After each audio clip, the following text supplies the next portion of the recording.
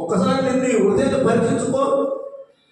సంవత్సరాలు ఒకసారి ఏసఐ పుట్టాడు కొత్త పండుగ పుట్టించుకోవడం లేదండి.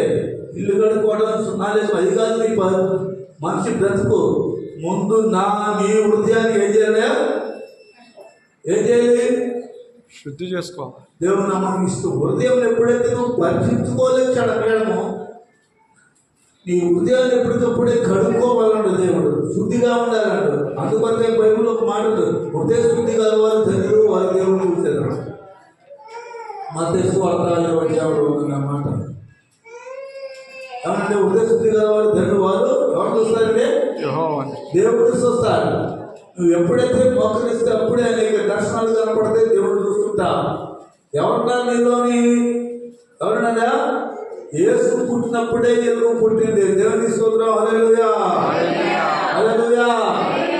మన జీవితంలో మన బ్రతుకులోని ఎక్కడో పుట్టిన అనుకోకూడదండి. యేసయ్య మన హృదయంలోనూ యేసయ్య పుట్టాడు అని ఒక స్థిరమైన మనసు నువ్వు కలిగి ఉండాలి. స్థిరమైన మనసు, యథార్థమైన మనసు కలిగి ఉండాలి. నిష్కపటం లేని మనసుగా ఉండాలి. యథార్థమైన ప్రవర్తన కలిగి ఉండాలి. దేవుడిని నిన్ను చూస్తున్నాడు. నువ్వు ఇంట్లో పోతున్నా దేవుడు చూస్తున్నాడు. నువ్వు కూర్చున్నా దేవుడు చూస్తున్నాడు. ఎక్కడికి వెళ్తున్నా దేవుడు చూస్తున్నాడు.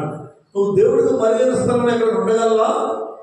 ఉండలేస్తావంటే ఉండలేవు. కానీ యేసు నీలో ఉంటే నువ్వు ఎక్కడికి పరగ వెళ్ళలేవంటే దేవుడు ఇస్తుంది. యేసు నీలో నివసించాలి. యేసును కలిగి ఉండాలి. యేసు నీలో పుట్టాలి. దేవుడికి స్తోత్రం. హల్లెలూయా హల్లెలూయా హల్లెలూయా. యేసు ఎప్పుడైతే కలిగి ఉంటావో నేను చూస్తే ఎవరు భయపడుతున్నాయా? ఎవరు భయపడతారు? రోగాలు భయపడతాయి. దెయ్యం సాతాన శక్తులు భయపడతాయి. అంధకార శక్తులు భయపడతాయి. ఎవరిని చూస్తే నిన్ను చూస్తే నువ్వు ఎవరిని కలిగి ఉన్నావు? యేసుని కలిగి ఉన్న నీవు దేవుడితో ముఖాముఖి మాట్లాడగలవు. బట్టి సమయం ప్రభు మహిమపరచండి.